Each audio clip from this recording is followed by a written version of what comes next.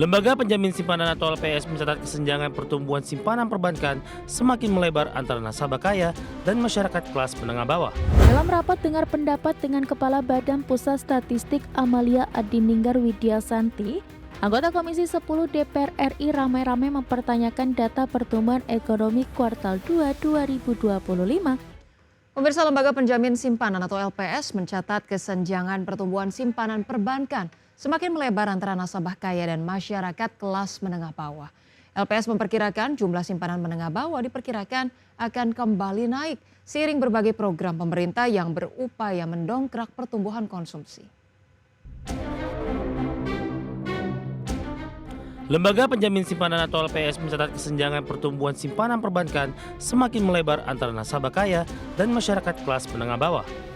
Ketua Dewan Komisioner LPS Purbaya Yudhistha Dewa menyebutkan bahwa hingga Juli 2025, simpanan di bawah 100 juta rupiah hanya tumbuh 4,76% secara tahunan.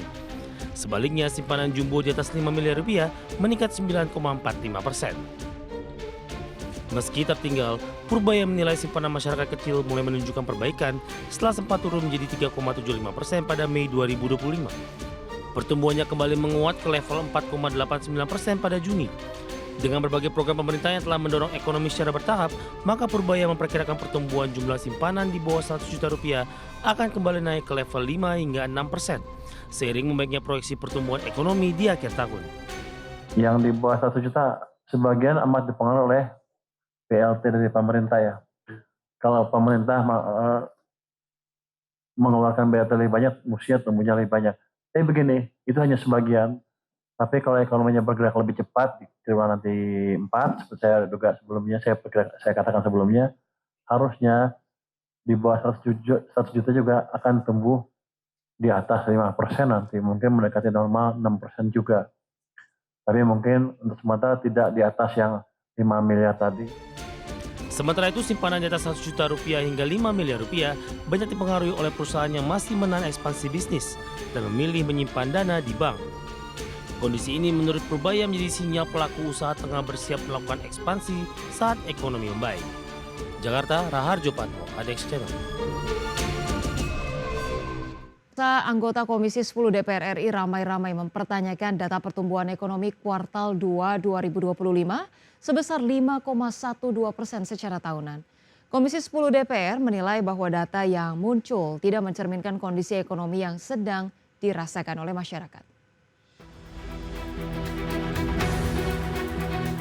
Dalam rapat dengar pendapat dengan Kepala Badan Pusat Statistik Amalia Adininggar Widyasanti, anggota Komisi 10 DPR RI ramai-ramai mempertanyakan data pertumbuhan ekonomi kuartal 2 2025 yang mengejutkan banyak pihak.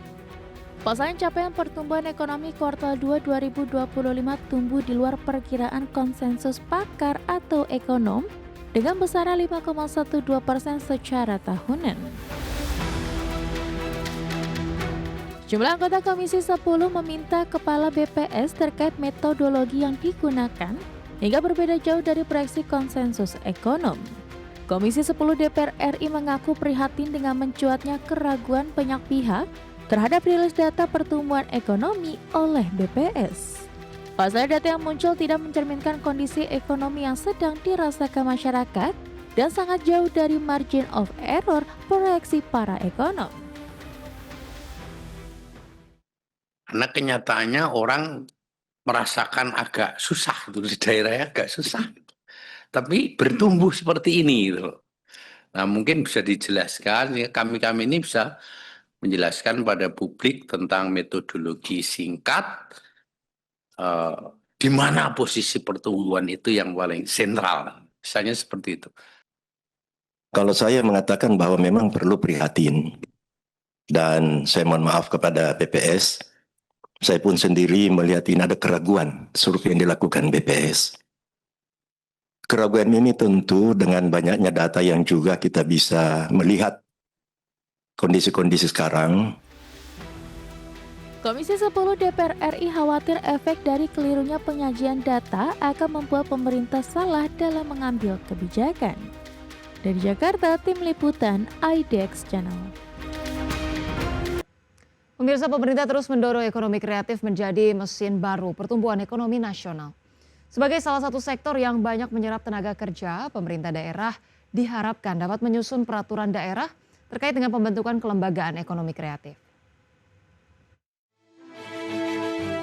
Pemerintah terus mendorong ekonomi kreatif menjadi mesin baru pertumbuhan ekonomi nasional. Sektor ekonomi kreatif yang termasuk dalam 8 misi Astacita Presiden Prabowo diakui menjadi salah satu sektor penyerap tenaga kerja terbanyak, khususnya bagi generasi muda.